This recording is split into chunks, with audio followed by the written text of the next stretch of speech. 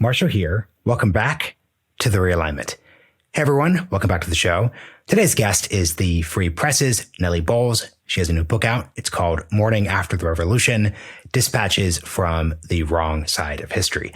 Nellie was famously a New York Times reporter until the 2020 period, where she left after her ideology clearly wasn't in sync with the majority opinion of that paper, and then went on to found the Free Press with her wife, Barry Weiss. The two of them obviously curate one of the country's leading kind of responses to the center-left New York Times, Washington Post, POV on political questions. This book, though, is really interesting to me because it kind of circles into one of my favorite topics. We were assured in a bunch of different ways that the 2020 period would change so many different things about the country. And Nellie's book and this conversation are really about focusing on how much did the country actually change, which new ideas were actually good, and what was kind of left in the dustbin of history. So hope you all enjoy this conversation, and a huge thank you to the Foundation for American Innovation for supporting the work of this podcast. Nellie Bowles, welcome to the Realignment. It's a pleasure to be here.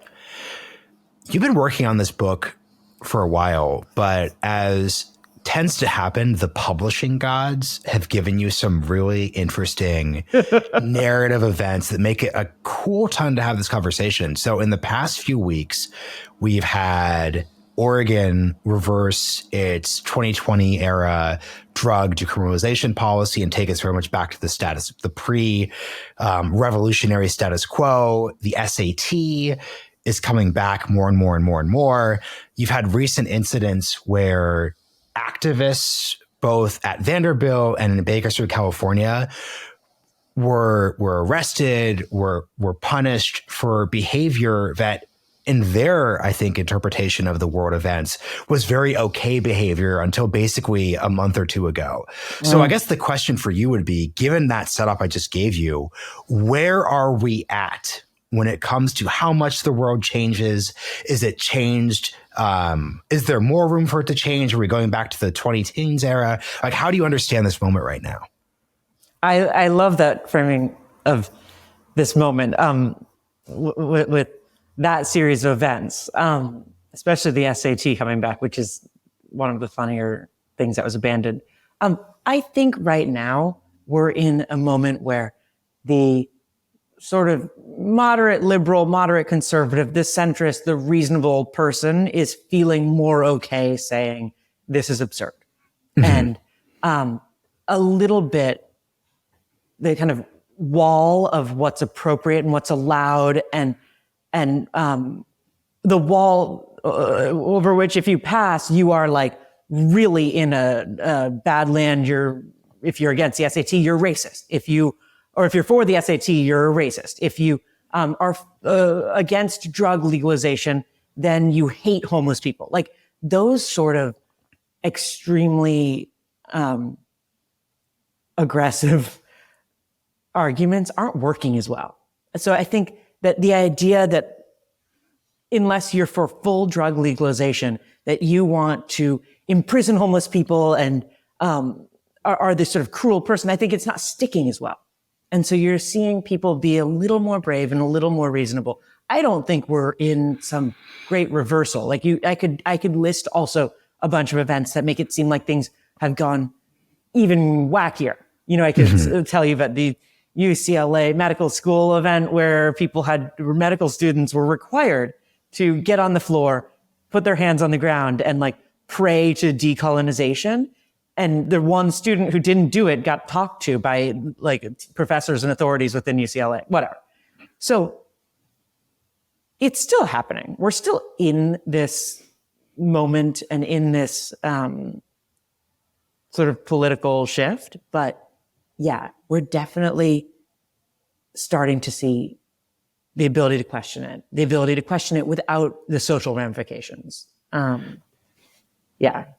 I love the way you set that up. And I guess the way I'll ask this to you then is where, and so the funny thing is I've got a lot of street cred on this analysis because the second that one Ivy League school brought the SAT back, So this is about a year ago. I said, okay, it's over. Like I work at the University of Texas. I work in the DC think tank space. So I spend a lot of time in center left and center right spaces. So just living in those spaces, and you have the equivalent for working for the New York Times, you start to understand like, okay, now that one institution has said, we're going to measure things, inevitably it's going to come back. And all my friends were like, no way. You don't understand. I'm like, no. Like it's just in this weird category, the first mover has been launched. By 2025, this is settled, quote unquote. Because everyone's a herd. It's tribal.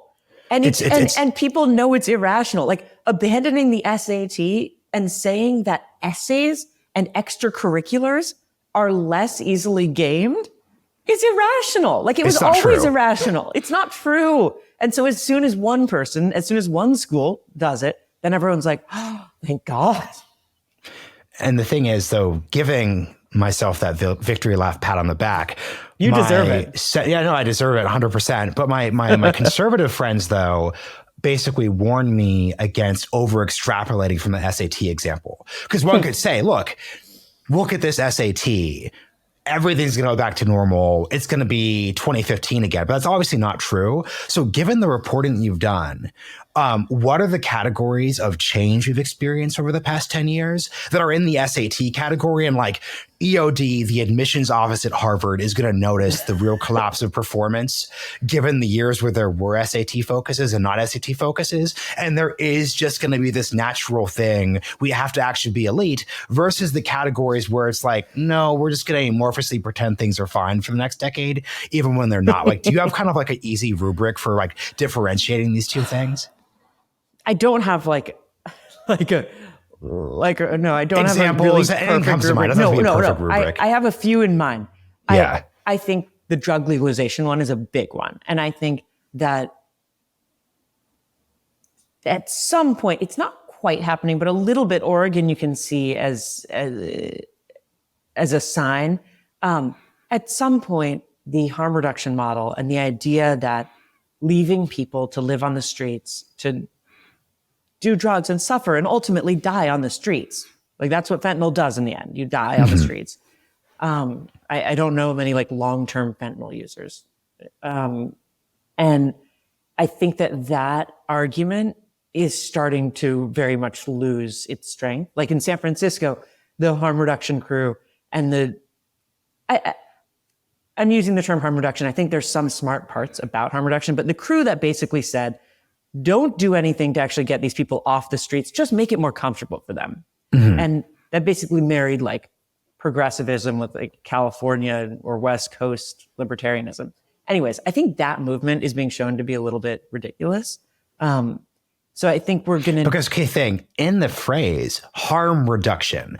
If you're identifying your movement of harm reduction, if actually harm increases by its own very definition, it doesn't work.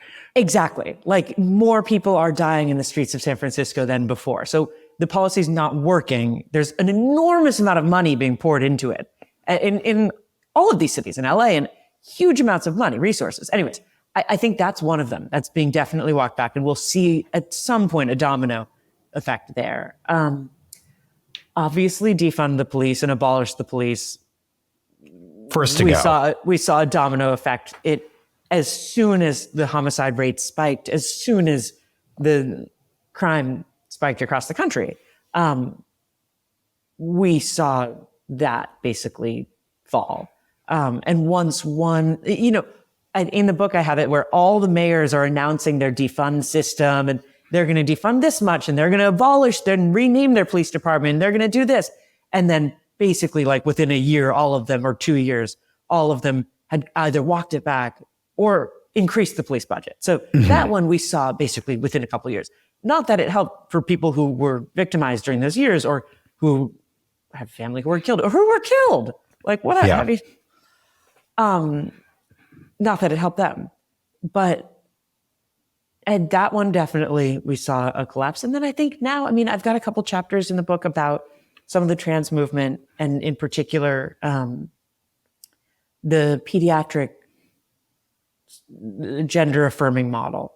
And I think there you're definitely seeing a course correction. And by course correction, I mean, within the liberal world, obviously conservatives have always been against all the things I'm describing. They were always against defund the police. They were always against, but you're seeing within sort of normal liberal intelligentsia, liberal mainstream, a domino effect of people questioning it and people saying, hold on, like, does a 14-year-old always know exactly who they are? And does a 14-year-old always know all the ramifications of cross-sex hormones, for example?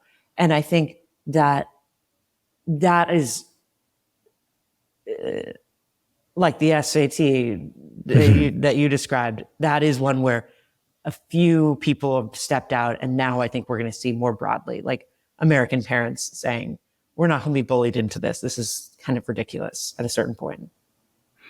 And where are the categories where you're doing this reporting where you're just like, basically give some freebies to the conservative part of the audience? Like, where are just some categories where, actually these there are was all a revolution. freebies to the conservative part of the audience, because all of these things this is all stuff that your average conservative was against from the start. So they're sitting there thinking, I was right all along. Like, thank you for phrasing it that way. What I really mean here, and this is why for example, before I started this podcast, I worked at PBS. So like I've worked within I love that. a space. And so my kind of counter to, so fair, I'm not saying like tell conservatives they're right, but my pushback to conservatives has always been, I think conservatives have been unnecessarily doomerist about these movements, these ideas, etc. Because like my big thesis about the post-Trump era or post-2016 era has basically been, as you set this up, like the center left and the center right lost their moorings, lost their confidence, like lost their ability to say, actually, this is what we believe. It's to your point about like the fences. And then basically were completely unable to resist people to their right and to their left when it came to these things. So then my sort of undoomer case about American politics is like, we saw the worst of it. Actually, frankly, in 2020, 2021. So like on the right, peak election denial, peak everything bad that you could articulate about like Trump and his like early COVID response, but then also the stuff that you're writing about like on the center left. So my positive case is, look, like this stuff is going to like work itself out. There are going to be casualties, like literally in your case when you're writing about what happened in CHAZ.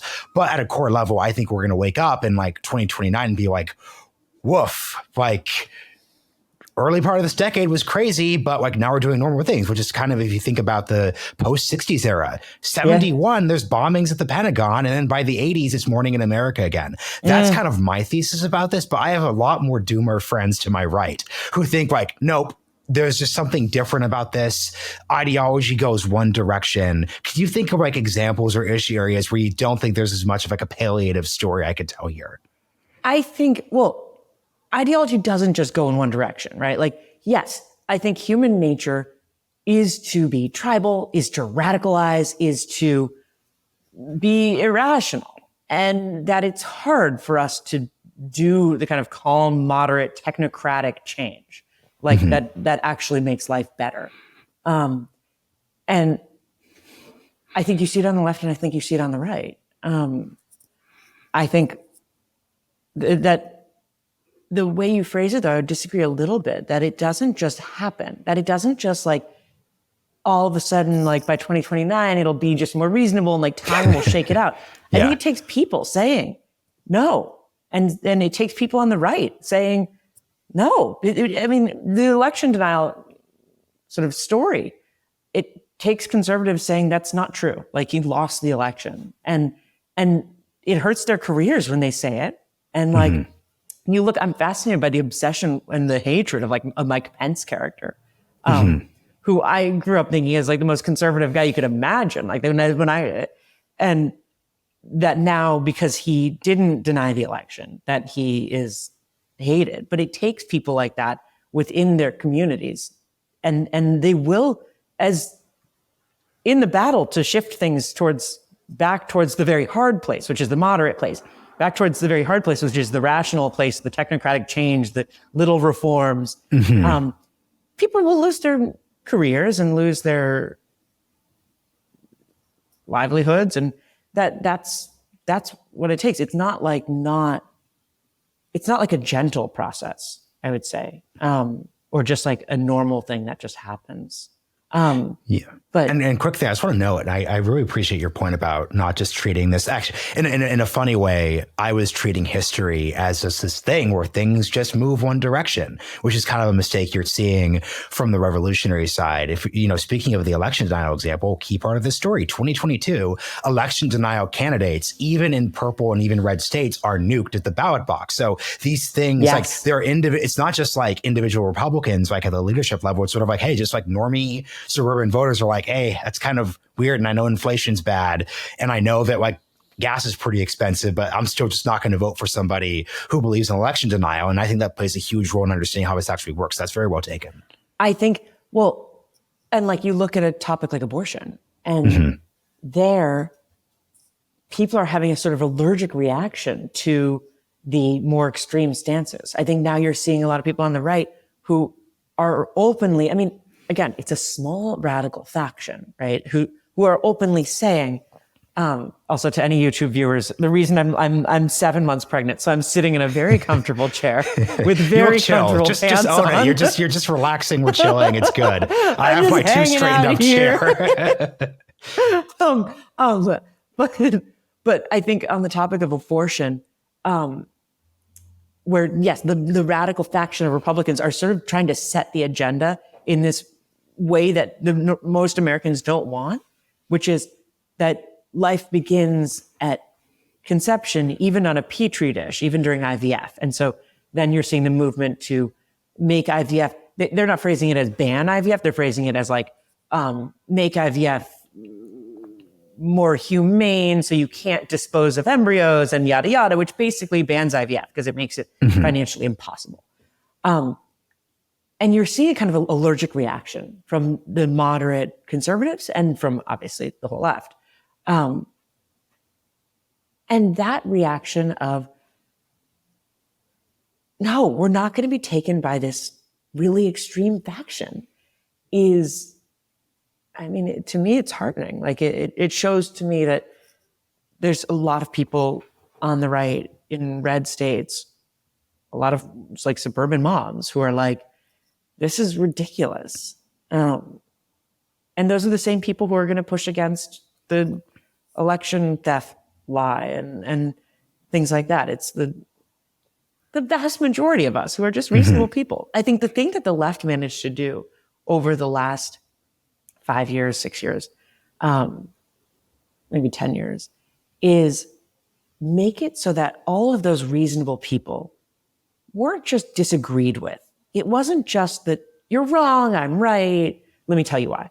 It was that they were evil, that they were racist, which is a term that was used, I think, less casually now, but for a long time was used very casually against people.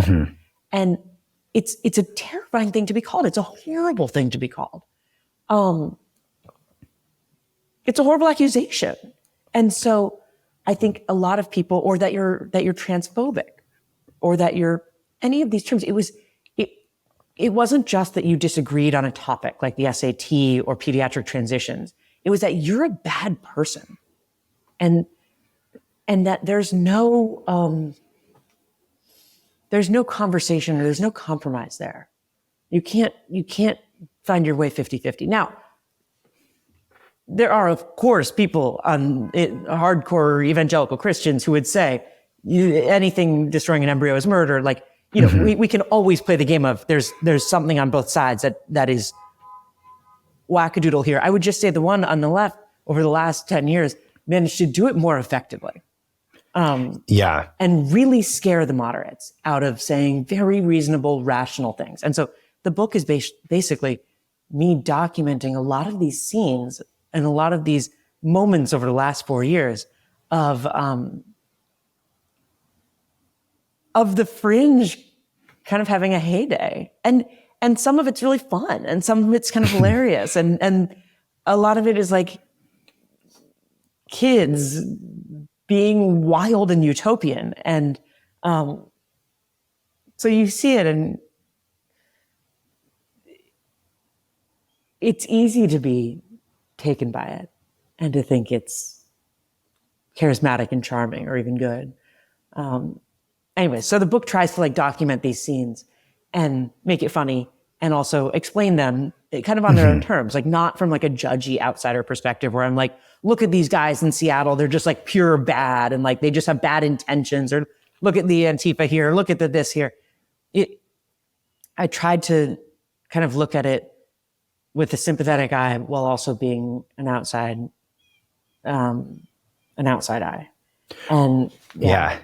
Well, I think what's fascinating here, and I'm really taking your comment on the weaponization of race really seriously, because once again, I'm recording this podcast with you as a person who works in higher ed, who worked at PBS, you worked at the New York Times. So we very much understand how these ideas and terms and words operationalize themselves like in these environments. So for example, my beef within like the broader like racial universe was Ibram Kendi's adoption of the term like anti-racist as a identifier of his ideology. And look, like he could say or do like whatever he wants. Of course. But I think it was too easy for supposedly not moderating in the sense of like our job is to make everyone be center left forces like the New York Times, but moderating in the sense of like, okay, so here's this person, they have this viewpoint. Our job as a media outlet is to help you understand their viewpoint and their perspectives and like the degree to which this aligns with reality or not.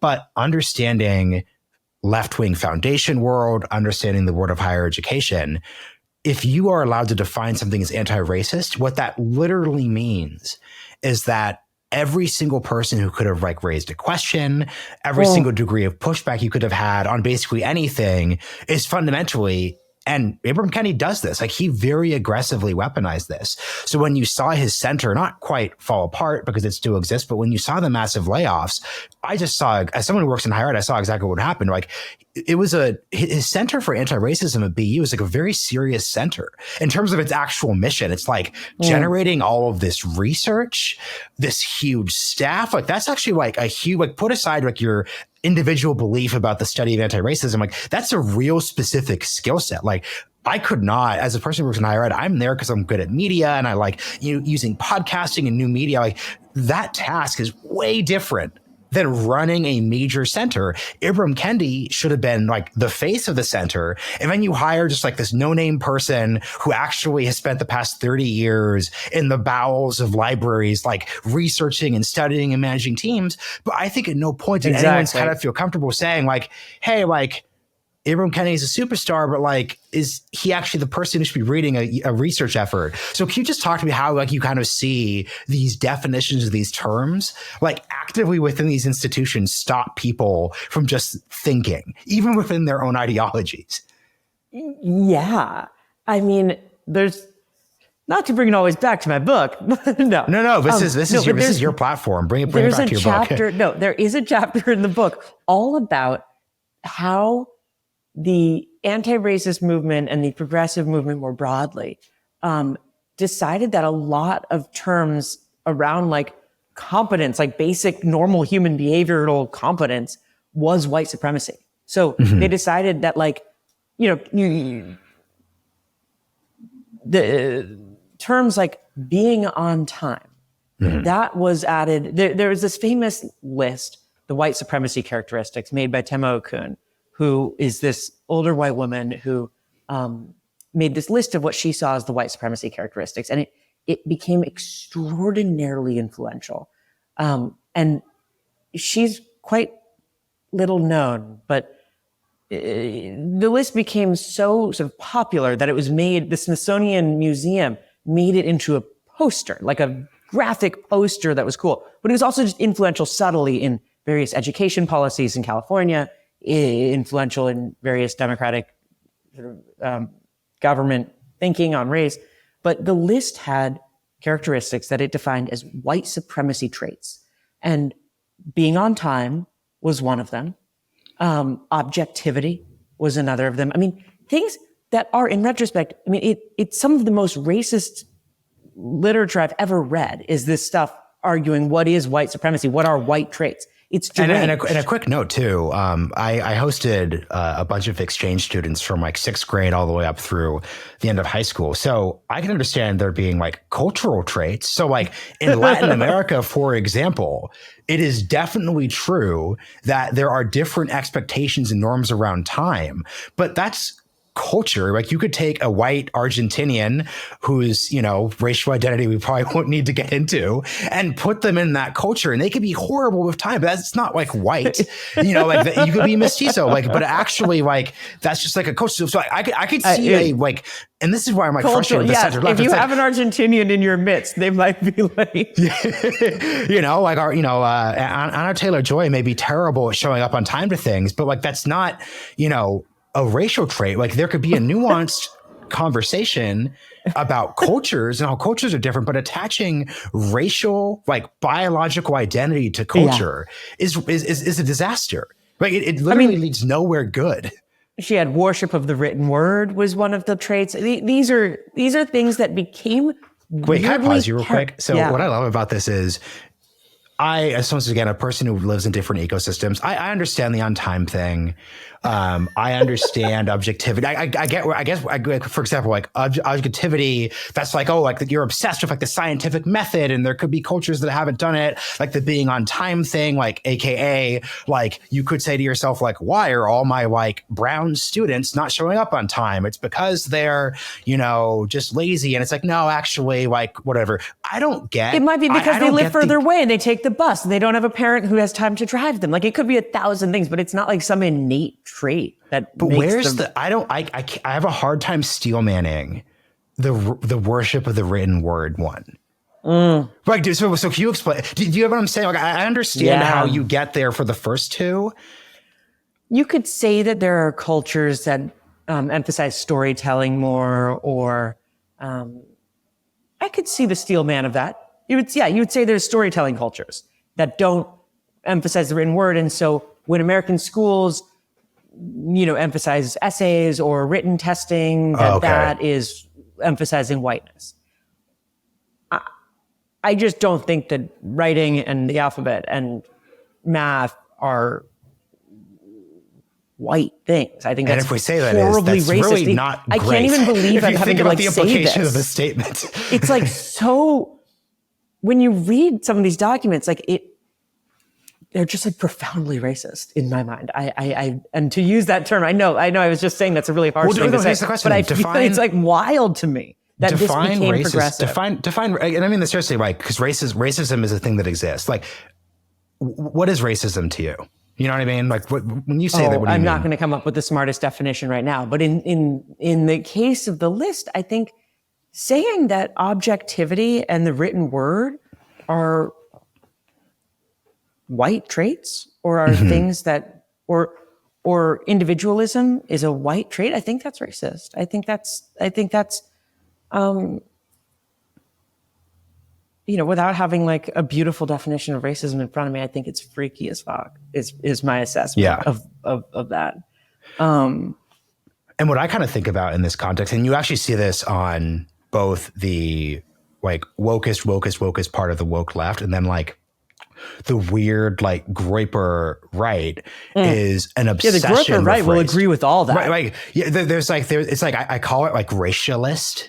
Like there's an obsession with race and bringing race into categories where it doesn't make any sense. So like if I see, once again, to your point around objectivity and time and the written word, like there's no need to bring biological notions of race into that conversation. And I think that's so like, it's not quite that it's racist, but it's that, because once again, I'm trying to offer guideposts for, once again, center-left people and institutions to think about these issues. And we'll get into NPR in a second because this is all related. You should have a guidepost of, hey, do you actually need to bring race into this concept or this discussion we're having? Or are you basically importing some of it not only like distorts, but leads to very dangerous and like very bad places? So that'd just be like kind of like my takeaway of it. I love that like way to question yourself. Like, is this a situation in which it is beneficial to bring in biological concepts of biological race? Or and this is where it's like the word technocratic, especially post 2016, gets dunked on a lot. But like, you can think technocratic. Hey, like, what are we doing here? Like, what are we? There are just so many. There are just so many things where you spend your time. Like, for example, I'm sure you've seen the new president of NPR is consistently going viral these days. She doesn't tweet much, but she tweeted a lot during like the 2020s about during early 2020 about everything from like Karen voice to why do you care about people burning down stores and looting? Doesn't that pale in the face of white supremacy?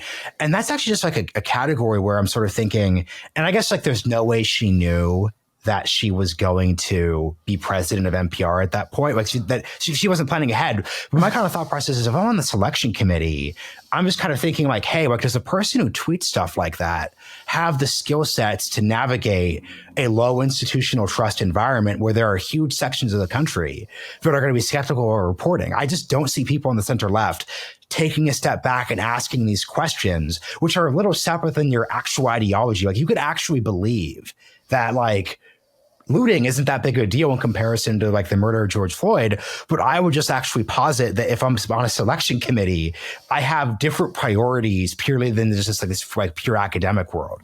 But I'm curious how like you think about that. My initial instinct is you always delete your tweets when you get a big job.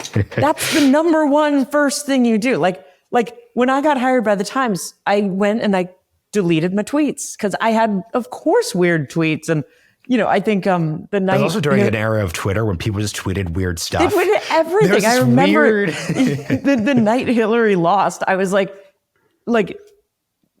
drinking with friends and tweeting crazy. Like you were at a Brooklyn drag bar, I think I remember from the book, right? I was at a San Francisco drag bar drinking I'm with Hurricanes.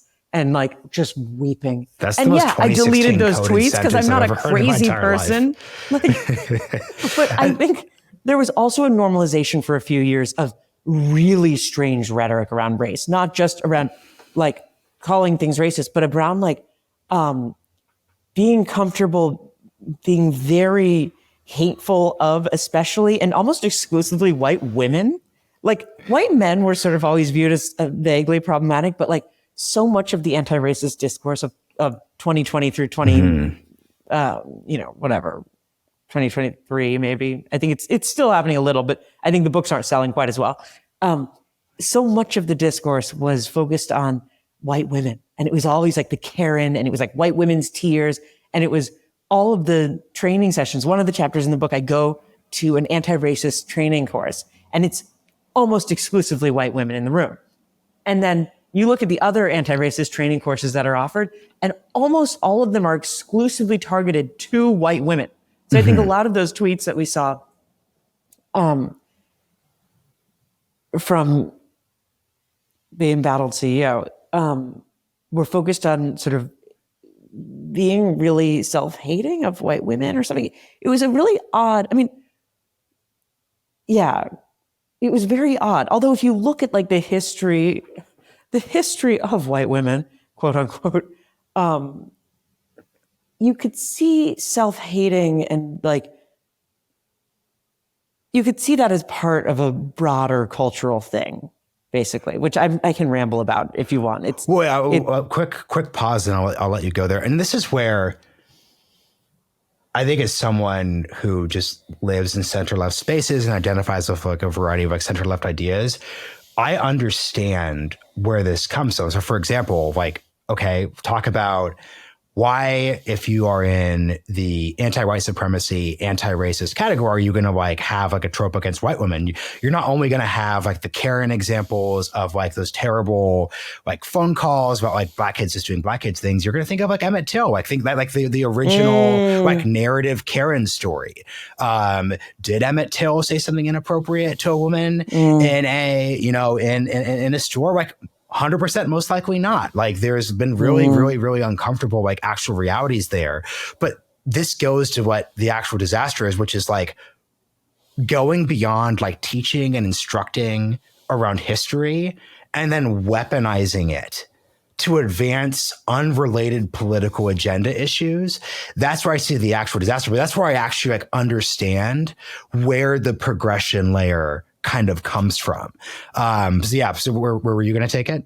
Well, I think part of the history also of the modern anti-racist movement is it, for a long time, was more focused on tangible changes, on issues in other countries. It was more of just like a smart leftist movement towards justice, and it was hard work. And I'm talking like in the 80s and 90s. And then I think the shift that happened in the last decade is towards a more therapeutic model where it became all about the racism you hold internally and that you need to just work on within yourself. And it doesn't involve letter writing campaigns about women in this place, or it doesn't involve actually like making things tangibly better for someone in a Black community or making the school tangibly better. And actually talking about making the school in a Black community tangibly better might be racist for this thinking. And so really the work of the modern anti-racist became a work of self-examination, of group therapy sessions, basically, of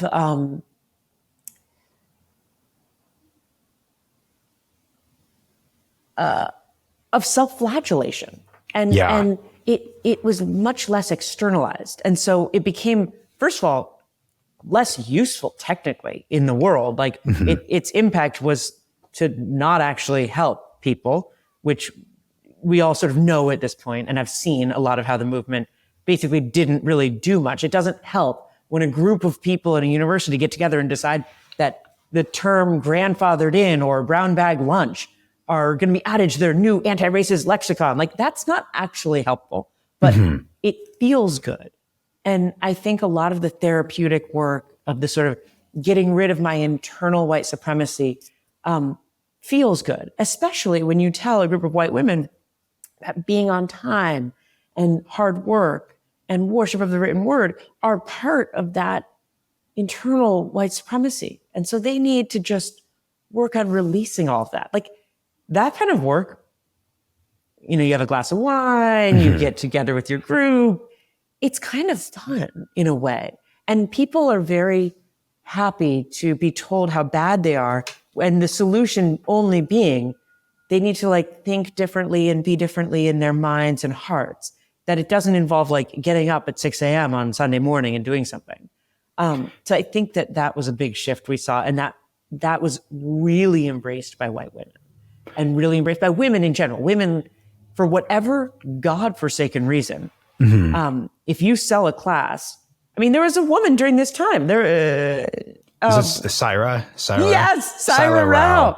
Oh my God, I love that you knew I was going to go there. She was literally selling dinner parties. As a person to yell at people. As a person who's considers himself like very fair and like in the middle, I'm calling balls and strikes here.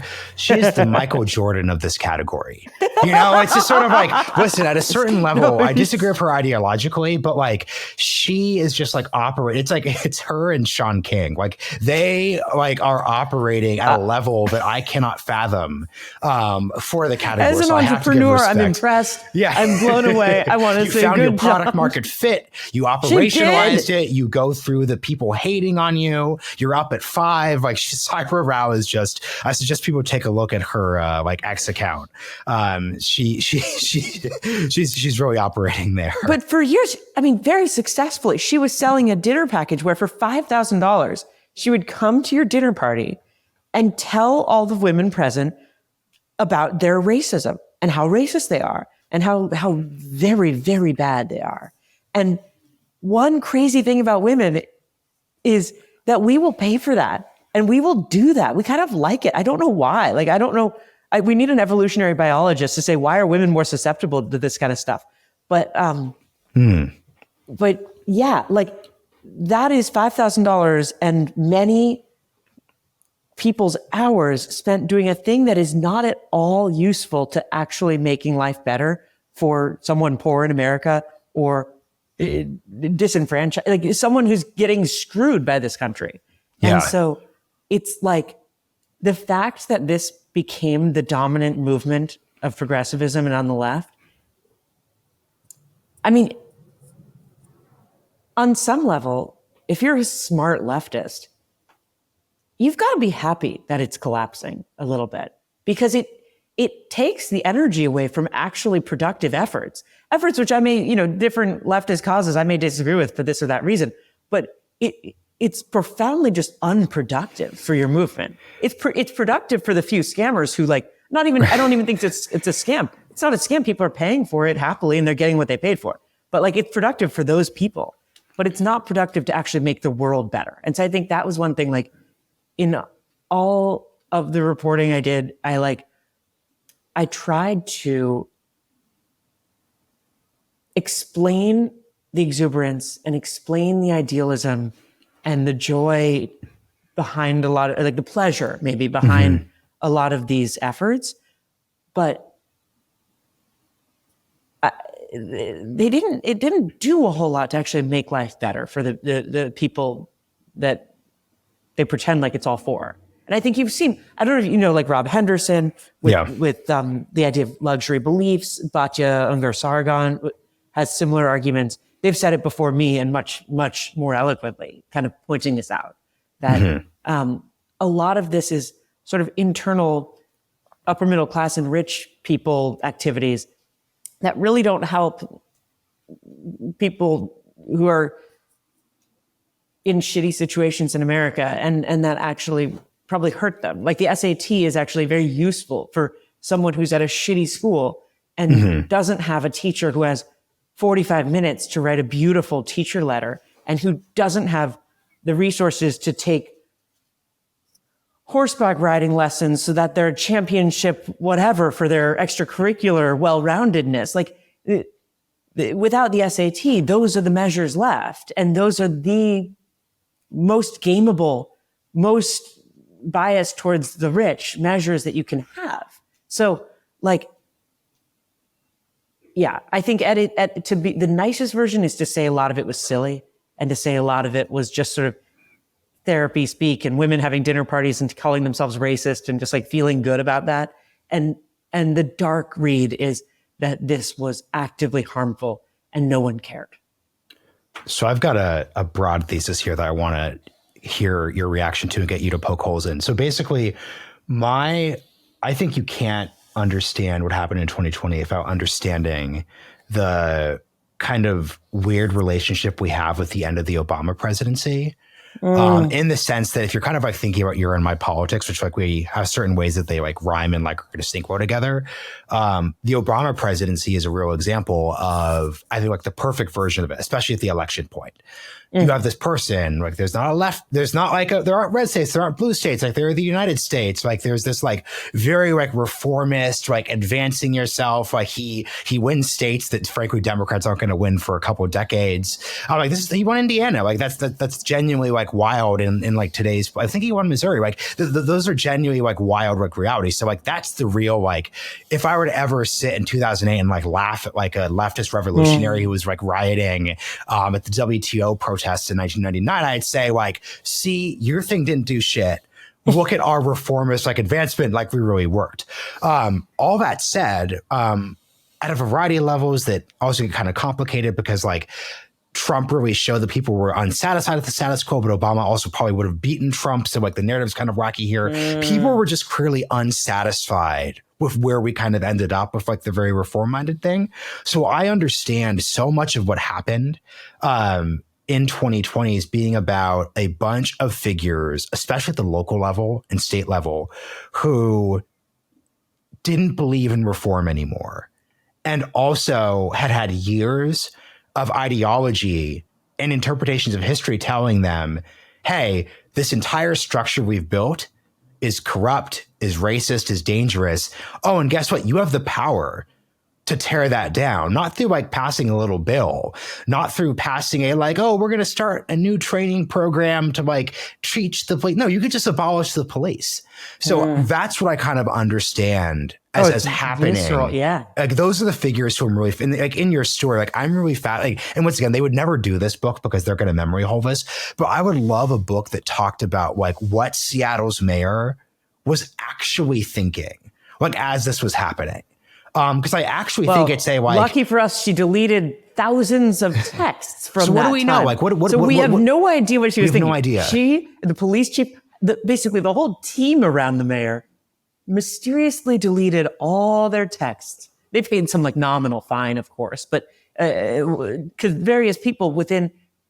To remind listeners who might not remember, a large neighborhood of Seattle was taken over by, not a large neighborhood, the gay neighborhood of Seattle, in my mind, oversized. I mean, in my mind, it's the only neighborhood. The gay neighborhood of Seattle was taken over by Antifa, a group of left-wing activists who were then extremely active, especially in the Pacific Northwest. They declared it an autonomous zone.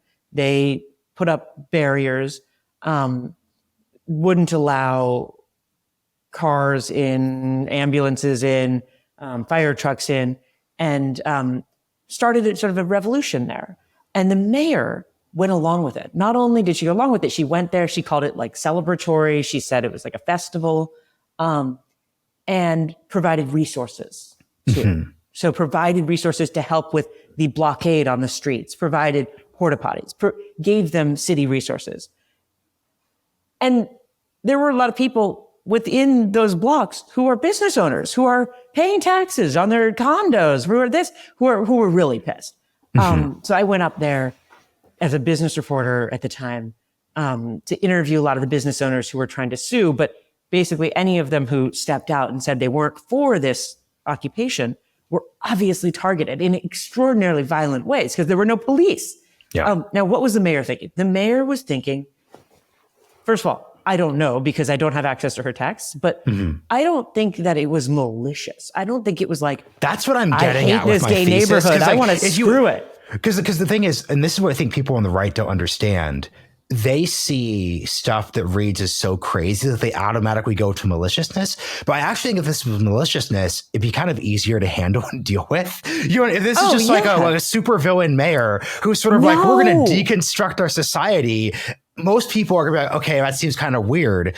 There's actually something more deeper going on, but please go on. But I think that's so important. It's a true believer. That's what we have. I mean, all of this, it's not, the mayor of Seattle did not want to destroy Seattle's gay neighborhood or to make people endangered. She just was a true believer. I mean, I think people were so taken by this ideology and by this idea this really beautiful idea that we don't need the police, because if people are left in a society without capitalism and racism and all of these bad things, that people will be good to each other and they will be kind and that they will be loving of each other and that they won't hurt each other, that they won't steal. I mean, these are genuine, these are written in the documents of the people who want to abolish the police. And I think the mayor of Seattle on some level believed that. And you can't separate you can't separate like intent from like actual results. So I don't think it's that we're trying to excuse it, but we're just trying to be very clear here that you have, I just am obsessed with understanding the ideas and events that led to that kind of point. And I think my kind of point is, look, if you have a deconstructionist project that has certain views on like white supremacy and what it constitutes, obviously that's going to end in abolishing the police or CHAZ. It just CHAZ makes is sense what the within the neighborhood was worldview. renamed. But and it takes, obviously, I mean, it's sad but true that human nature is not pure and good, and that if left to our own devices without cops, even if we're in the beautiful utopian anti-racist society of CHAZ, which is what they renamed that area of Seattle, we will do violence to each other. And that's what happened in that neighborhood. And it became extraordinarily violent.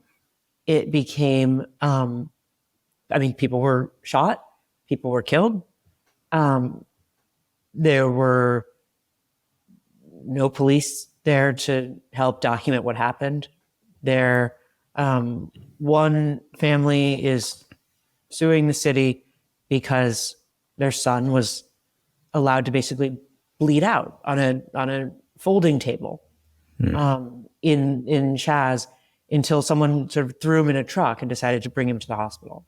So obviously the utopia didn't work, but it actually took quite a few shootings for It's like 3, wasn't it? It was on the 3rd, I think you said. For the mayor of Seattle to step in. It took quite a few because ideology is very strong and people are willing to not believe their own eyes for a long time. And I think also there was a sense that for it to not work, it became so politicized. It became such a sign for the left that for it to not work meant like Trump would win or someone bad was winning if the utopian police-free zone doesn't work. Oh my God, what are we going to do?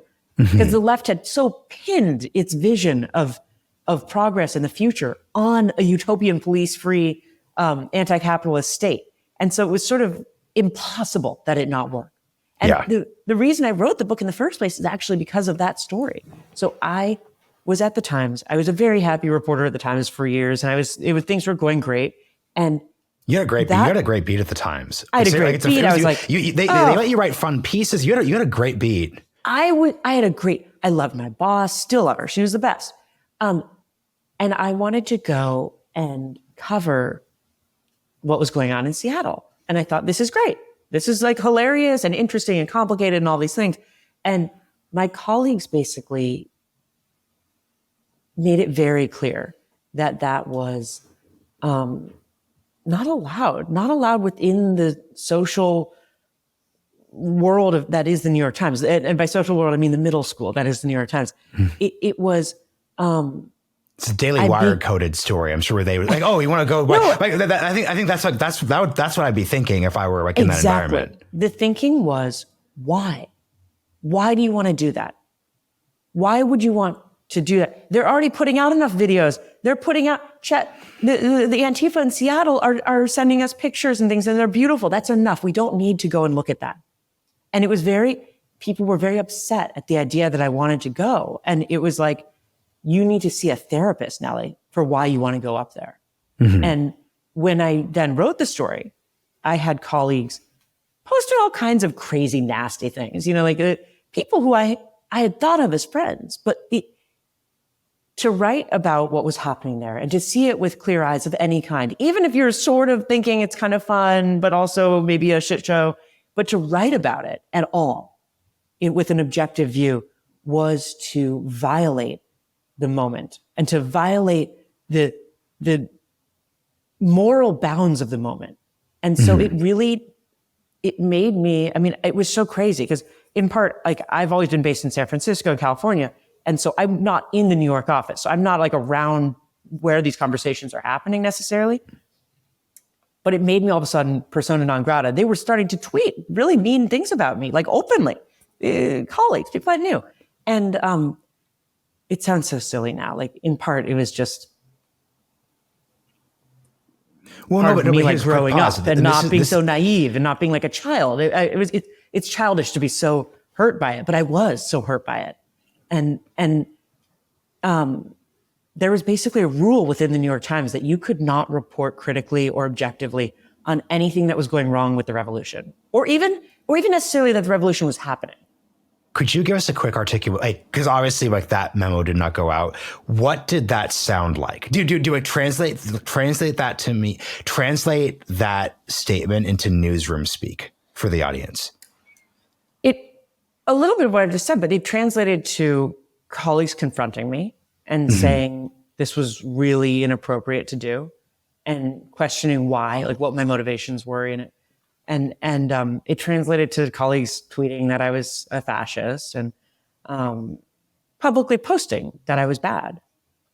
So it becomes a sort of social stigmatization that happens. And actually the older guard at the Times, like my direct boss, like the people who you think of when you think of the New York Times and like the kind of standard bearers of the place were not for this. They were as confused as I was about trying to like how to handle this situation. Yeah. But I don't know, just if you're a listener, imagine middle school and imagine you are all of a sudden randomly, irrationally kind of on the outs. And that's what it felt like in the funniest way. Except the principal, the vice principal, and the teachers have lost confidence in themselves.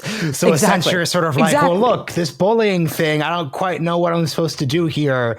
So the joke I like told at the time to my friends when I was like trying to explain what was going on is I'd be like, guys, like, I was always cool. What's going on? Like, I've never been bullied. I can't be bullied. But it made it so like covering the most important, interesting stories of this era became really, really hard. And the one reason why a lot of people become reporters is because they want to cover interesting stories. And so it required, of my colleagues, it required a lot of people kind of suppressing their curiosity and suppressing what I think is a very natural, kind of slightly dissident vibe that a lot of reporters have by nature. And it's what draws them to the career. It's what drew me to the career. It required suppressing a lot of that, and I just couldn't do it. Like I tried, and I went along with it for a little while. Like I write in the book. It's funny. My wife says like I come off badly in the book. She was like, "Are you sure you want to put all this in?"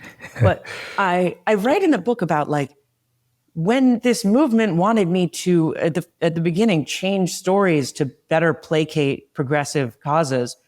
I did it because I wanted to get on the front page, and I was sort of like, this isn't my battle. Who cares? Like whatever. I'm here because I want to be on the New York Times front page. Yep. And I want to like write and be in the good with this institution that I admire. But at a certain point, it became so egregious and so like mind numbing that I couldn't continue doing it. Like it became so that every single interesting story was off limits. And it's like, you can't live like that. I couldn't live like that. And so after CHAZ, I managed to do sort of one or two more of these kind of stories about how what was in a lot of cities turning into riots were impacting businesses and things like that. And I managed to do one or two more, and then basically it became untenable for me to be there. Like it was just too obvious.